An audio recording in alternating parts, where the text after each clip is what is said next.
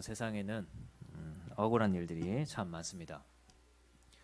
억울한 일들이 얼마나 많은지 세상에는 판사도 있고 변호사도 있고 검사도 있고 또 경찰도 있고 정치인도 있고 또 기자들도 있고 또 억울한 일들을 상담하는 상담사들도 있는데 이 사람들이 이 세상에 얼마나 많은지를 한번 보면 참 이 세상에 억울한 일들이 또 얼마나 많을까 생각할 수 있을 것 같습니다.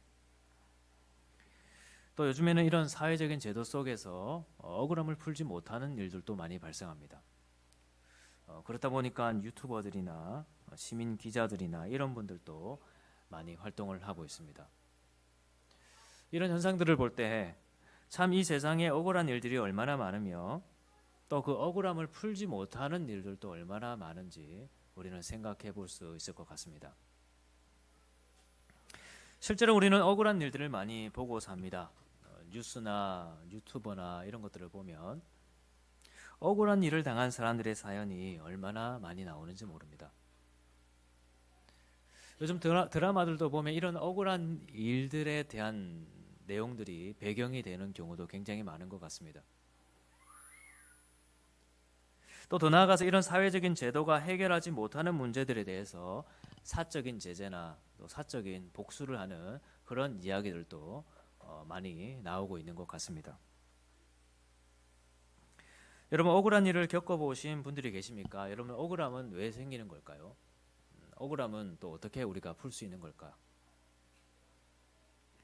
여러분 오늘 본문은 억울한 일을 당하고 있는 다윗에 대한 이야기가 나옵니다. 다윗은 지금 반역을 일으키려고 한다는 오해를 받고 도망자의 삶을 살고 있습니다. 그런데 다윗은 그렇게 살아가는 사람이 전혀 아니었습니다. 다윗은 오히려 자기 목숨을 바쳐서 나라를 위하여 충성한 사람이었습니다. 왕에 충실한 신하였습니다. 그런데 그런 왕을 위해 살았는데 이제는 왕이 자기를 죽이려고 하고 있습니다. 억울해도 이렇게 억울한 일이 있을 수가 없습니다. 그렇게 나라를 위해 충성했는데 그렇게 왕을 위해 일했는데 자기가 뭐 하겠다고 해서 한 것도 아니고 왕이 불러내서 자기 옆에서 수금을 연주하게 하고 나라의 일을 맡겨서 일을 한 건데 하루아침에 반역자가 되고 도망자의 신세가 되어버렸습니다. 여러분 이렇게 세상에 억울한 일들을 겪는 사람들이 많은 이유가 뭘까요? 우선 다윗의 삶을 보면 다윗에게 있었던 일종의 하나의 부조리가 억울함을 만들어내는 것을 볼 수 있습니다. 다윗에게 있었던 부조리는 강한 자가 약한 자를 돌아보지 않고 억누른 것이었습니다. 사울은 강한 자고 다윗은 약한 자입니다. 그런데 사울은 한나라의 왕이었습니다. 오늘날에는 상권이 분리가 되어 있지만 이 당시에 왕은 곧 최고의 재판관이었습니다. 그래서 왕은 백성들의 문제를 살피고 무엇이 선하고 악한 것인지를 분별해서 정확하게 판결해주는 일을 했어야 했습니다. 우리가 잘 아는 솔로몬의 재판이 그런 것이죠. 왕은 하나님 주신 지혜를 가지고 선악을 분별해서 백성들의 문제를 억울함을 풀어주는 일을 해야 되는 사람이 왕입니다. 그런데 지금 그런 일이 일어나지 않고 있는 것입니다. 특히나 사울은 지금 다윗의 이야기를 전혀 들어주지 않고 있습니다. 다윗은 몇 번이고 자기의 상황을 설명을 했었습니다. 내가 사울왕 앞에서 지은 죄가 무엇이냐? 나는 사울에게 그렇게 한 적이 없다. 또 요나단이 그런 일을 많이 변호해 주었습니다. 왕이시여, 다윗이 왕께 행한 것은 심히 선한 일이었습니다. 그런데도 사울은 그렇게 억울한 자들의 목소리를 듣지를 않았습니다. 오히려 사울은 악한 자들의 이야기를 들었습니다. 우리가 22장에 봤던 도액과 같은 그런 사람들의 이야기만을 들었습니다. 오늘 말씀 9절도 한번 볼까요? 같이 한번 읽어봅시다. 9절입니다. 사울은 지금 당사자인 다윗의 말을 듣지 않고 사울을 죽이려고 한다는, 다윗이 사울을 죽이려고 한다는 그런 사람들의 말만을 듣고는 다윗을 그렇게 판단하고 있는 것입니다. 여러분 억울함은 바로 이런 것에서 비롯되는 것입니다. 우리 주변에서 일어나는 억울한 일들을 보면 결국 어려움을 당한 사람들의 이야기를 누군가가 들어주고 살펴줘야 되는데 그 일들이 이루어지지 않기 때문에 억울함이 발생하는 것입니다. 예를 들면 회사에서 잘못된 문제들을 제보했는데 상급자가 또 감사실이 그런 문제에 대해서 귀를 기울이고 살피지를 않는 것입니다.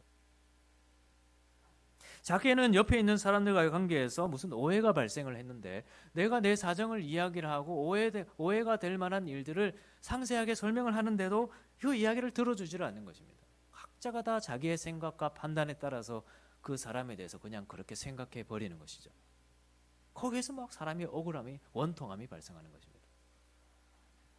크게는 경찰이, 검사가, 판사가, 또 정부가, 또 교회의 당회가, 또 사람들의 억울한 자들의 목소리를 듣겠다고 하는 기자들이, 유튜버들이 진짜 그들의 억울함에 관심을 기울이고 그들의 목소리를 듣는 것이 아니라 그냥 돈벌이 수단으로, 그냥 조회수를 높이기 위한 수단으로, 또 그런 일을 맡은 자들이 그것을 그냥 일종의 직업으로 생각하고 그 일을 그냥 일 처리를 하기 쉬운 방법으로 그런 문제들을 대하고 있는 것입니다. 억울함은 바로 이런 과정들 속에서 발생을 하게 됩니다. 제가 요즘 사택 이사 때문에 골머리를 좀 많이 앓고 있습니다. 이제 기존에 정부에서 지원하는 버팀목 전세 자금을 통해서 전세 살이를 하고 있었는데 이제 이사 가려는 집에 다시 대출을 받으려고 하니까 기존의 보증으로는 한도가 더 나오질 않는 것입니다. 그래서 버팀목 전세 자금은 이제 정부 기관 두 곳에서 보증을 해주는데 제가 기존에 이용하던 보증을 종료시키고 새로운 보증을 받아서 이제 대출을 받아야 되는 그런 상황이 되었습니다. 그런데 문제는 기존의 대출, 기존에 보증받았던 것을 다 상환을 해야 새로운 보증을 받을 수 있게, 심사를 받을 수 있게 된다는 겁니다.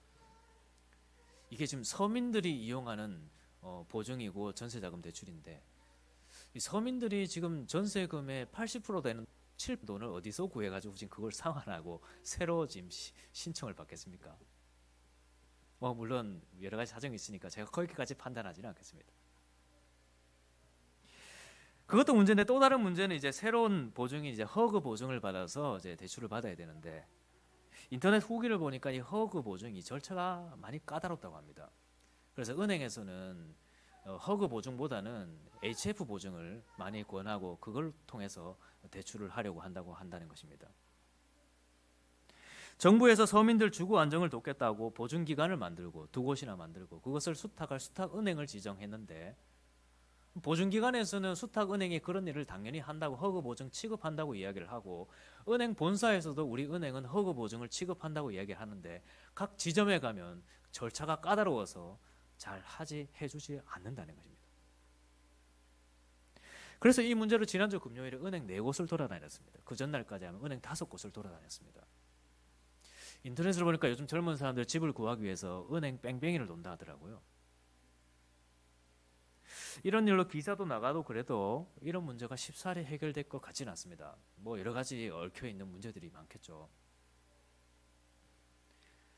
그런데 이런 문제는 어느 정도 이해가 되는데 정말 답답한 것은 은행을 가는데 은행 직원들이 제 이야기를 들으려고 하지 않는다는 것입니다. 거기에서 막 억울함이 막 생깁니다. 제가 은행 5곳을 돌아다녔는데 마지막 은행에서 결국에는 제 서류를 받아주고 잘 살펴줘서 기존 대출을 보증을 상환하지 않더라도 심사를 받을 수 있도록 서류를 올려줬습니다.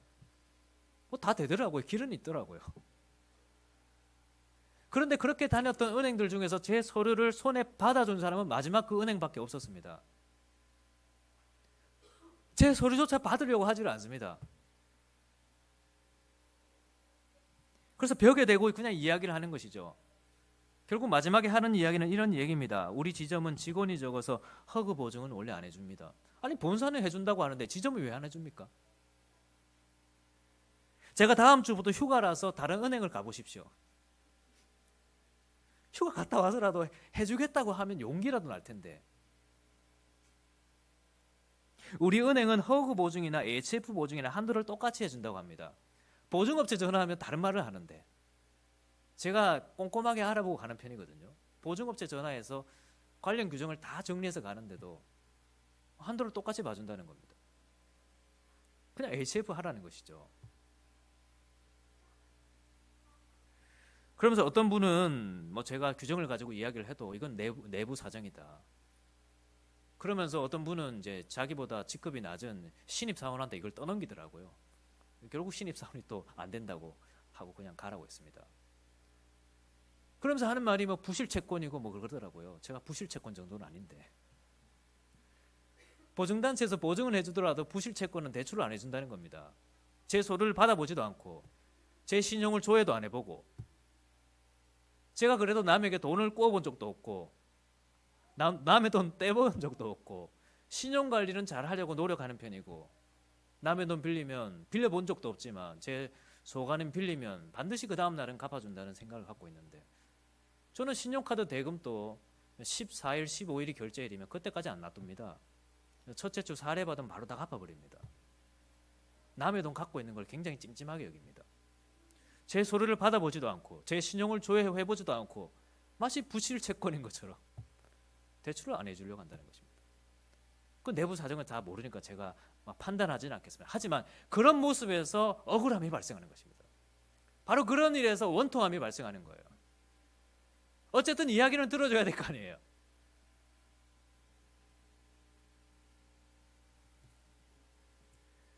교회 안에서도 여러 가지 사정이 있는 사람들이 있는데 그 사람들의 이야기는 들어줘야 될 거 아닙니까?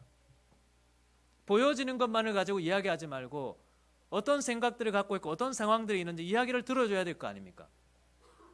그렇지 않으면 억울함이 생기고 원통함이 생기는 것입니다.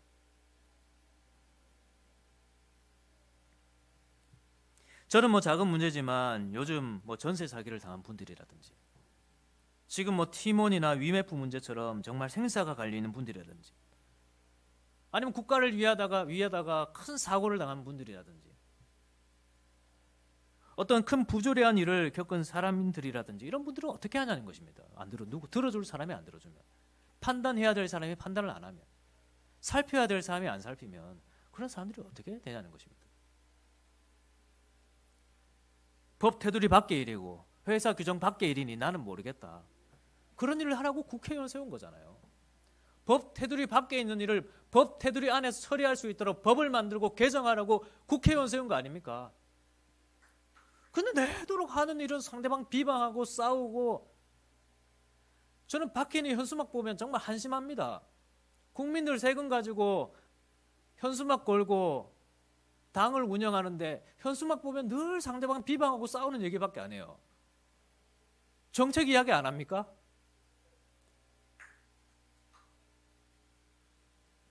거기에서 국민들이 억울함이 생기고 원통함이 생기는 것입니다. 작년에 수해 복구 작업하다가 사망한 최혜병 이야기, 이건 뭐 정치적으로 여러분 듣지 마십시오. 여야나 그 문제를 해결해야 한다고 해서 똑같은 생각을 갖고 있잖아요. 그런 생각으로 들어주세요. 지금 얼마나 억울해요. 지금 일이 해결이 안 되고 있잖아요. 1년이 지났는데. 어쨌든 뭐 일을 해결해야 될 거 아닙니까? 국회의원들이. 1년이 지났는데. 우리 가족이 그렇다고 생각해봐요. 정말 원통하고 억울한 일이 생기는 것입니다. 뭐 어떤 쪽에서는 특검하자고 하고 어떤 쪽에서는 수사 중이니 기다리자고. 그 수사가 지금 1년 넘게 진행될 일입니까?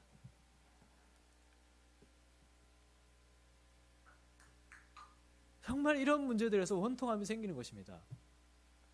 이 외에도 원통한 문제도 얼마나 많습니까?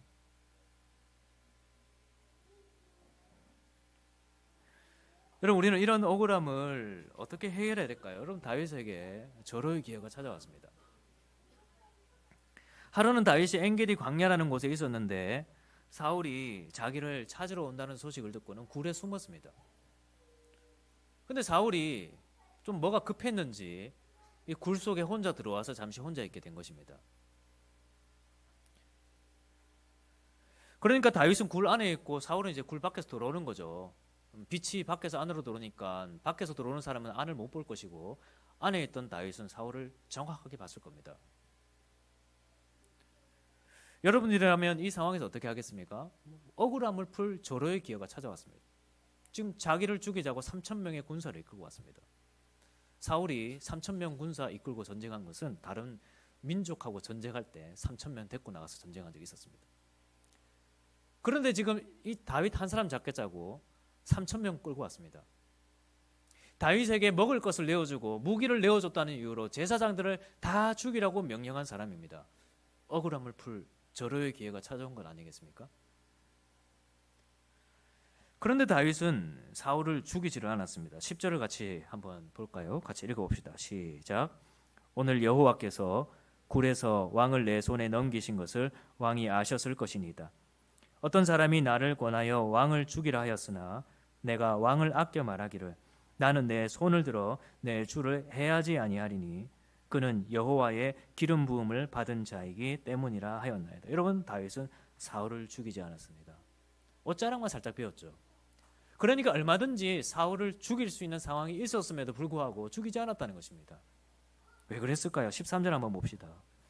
옛 속담에 말하기를 악은 악인에게서 난다 하였으니 내 손이 왕을 해하지 아니하리이다. 다윗은 이렇게 사적으로 복수하고 악을 악으로 갚는 것은 악인들이나 하는 일이기 때문에 자기가 그렇게 악을 악으로 갚지 않겠다고 하는 것입니다. 더군다나 사울은 하나님께 기름 부음을 받은 왕이었습니다. 그 왕을 판단할 심판할 권위가 자기에게는 있지 않기 때문에 자기가 그 일을 하지 않겠다는 것입니다. 여러분, 하나님은 우리에게 이런 사적인 복수를 허락하지 않습니다. 악으로 악을 갚도록 하지 아니하시죠. 아무리 목적이 정당하고 아무리 다수가 옳다고 여기는 일이라 하더라도 그 방법이 잘못되었으면 하나님은 우리에게 그 일을 허락하지 아니하십니다. 아무리 목적이 정당해도. 여러분들이 누군가에 의해서 나쁜 사람을 여겨지고 그럴 때 여러분들 똑같이 나쁜 말을 돌리고 똑같이 상대방을 비방하고 그러면서 함께 맞대어 싸우고 맞대어 욕하는 것 하나님께서 허락하지 아니하십니다. 지난번 도액 사건 볼 때 봤었죠.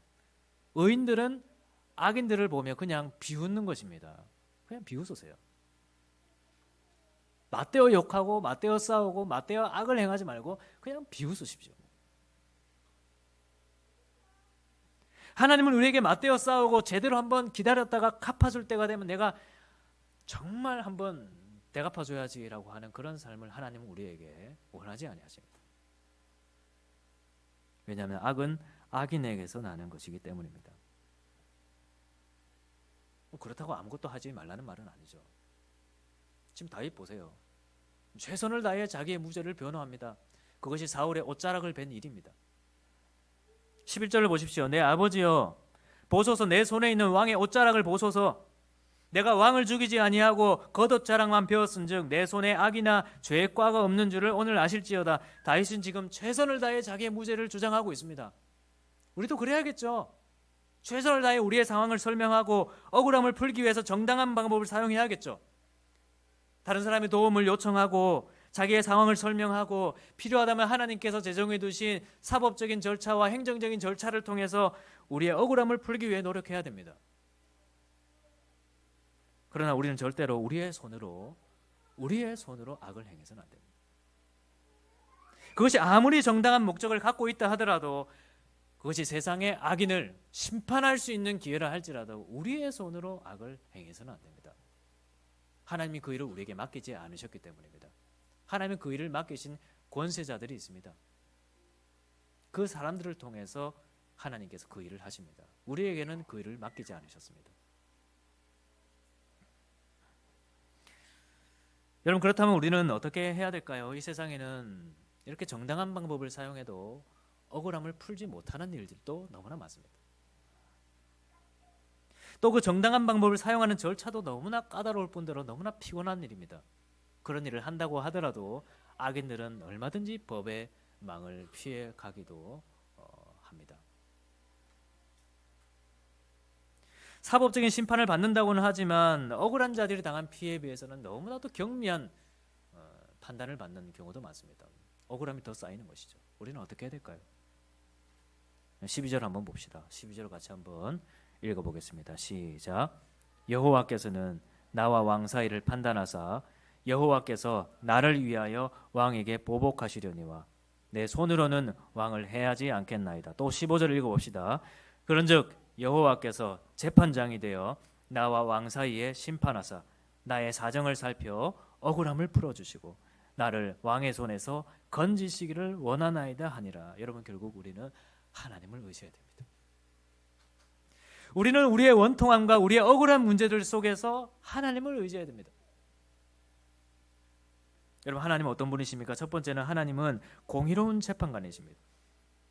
오늘 다윗의 고백에 보면 재판이라는 표현이 많이 나타납니다. 12절에 보면 여호와께서는 나와 왕 사이를 판단하사라고 했는데, 이 판단하사라는 단어는 재판하다라는 단어입니다. 또 15절에도 보면 그런즉 여호와께서 재판장이 되어라고 말하죠. 또 이어서 나와 왕 사이에 심판하사, 이 심판하사라는 단어도 재판하다라는 단어입니다. 여러분, 우리 하나님은 공의로운 재판관이십니다. 우리 하나님은 절대적으로 공의로우신 하나님이십니다. 하나님은 악인들의 모든 죄악들을 아주 정확하게 판단하십니다. 하나님은 우리의 머리털까지도 세신 바 되신 하나님이신데, 그런 하나님의 전능하심과 지식을 가지고 악인들의 모든 세세한 것들에 대해서, 드러난 것뿐만 아니라 드러나지 않는 모든 죄에 대해서도 우리 하나님은 정확하게 판단하시고 심판하시는 분이십니다.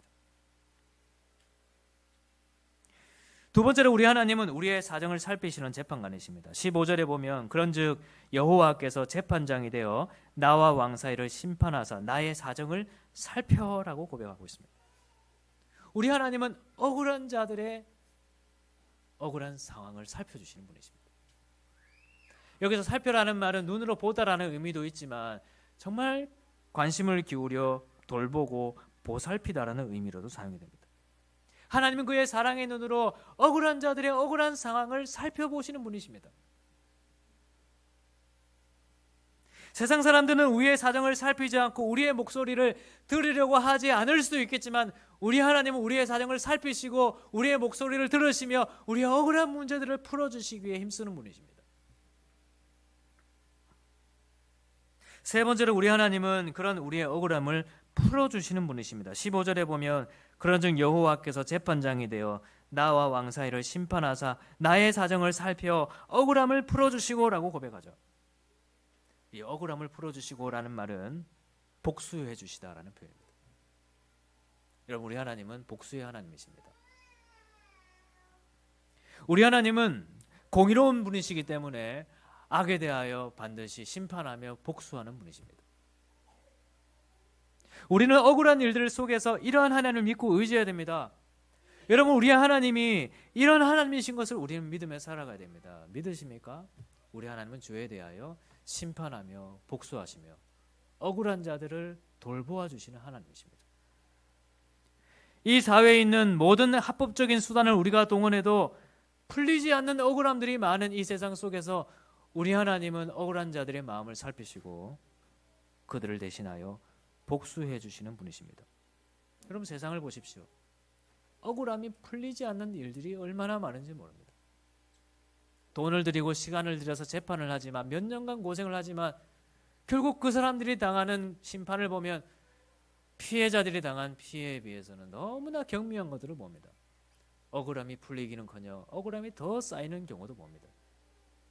이 세상은 그렇습니다. 그렇기 때문에 우리에게는 하나님이 필요합니다.